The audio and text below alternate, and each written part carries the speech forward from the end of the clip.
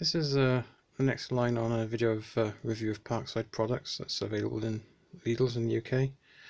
Again, I'm not employed by them, sponsored by them, or affiliated to them anyway, although somewhat ironically today I'm wearing Parkside safety boots, overalls and thermal trousers.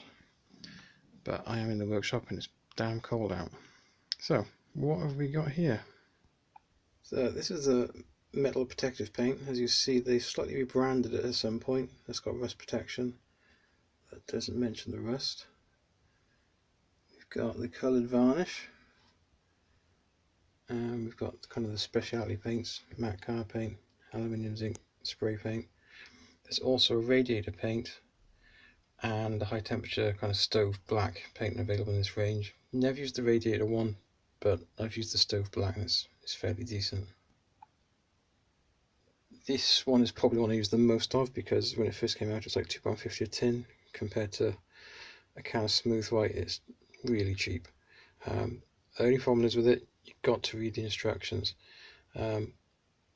You can't, I think you can only overcoat it after 2 hours or after 2 weeks. If you go back after 24 hours and try and spray over the top of it, it will wrinkle. I made that mistake the first time I used it and it took a lot of work to correct it.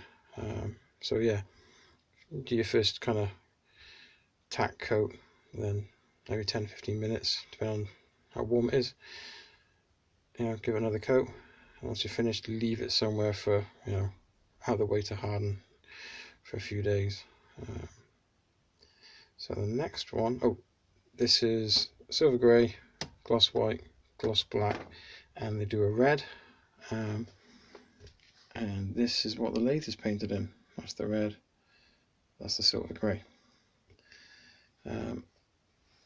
This is the coloured varnish. They do this in gloss black as well as the silver grey and the gloss white. Also there's kind of a signal green and a anthracite, which is quite a nice colour, and they do a clear lacquer as well. This dries a lot quicker than this stuff, and I've never really had a need to kind of respray it after a day or so because it leaves such a nice glossy finish. Same goes with these. They do dry quite quick.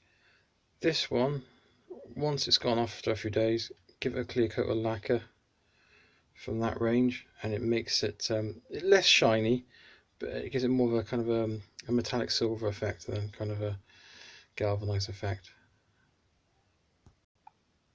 Alright, one thing I will say with all of them is don't spray onto something that is really smooth and shiny, kind of something like that.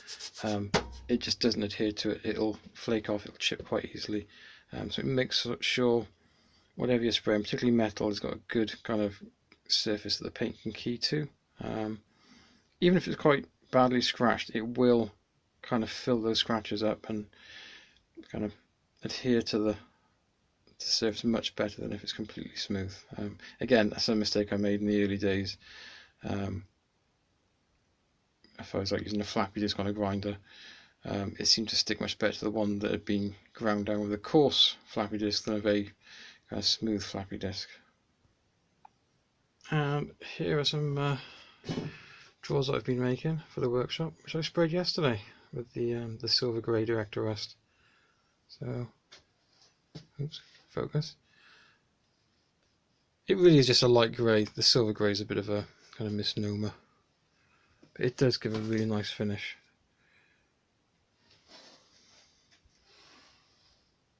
But again, I'm not going to touch this until probably at least a few days time. Like, see, you've got a colour reflection in it. And that is just straight out of the can. There's no top coat, no clear coat, no nothing. It's not been polished.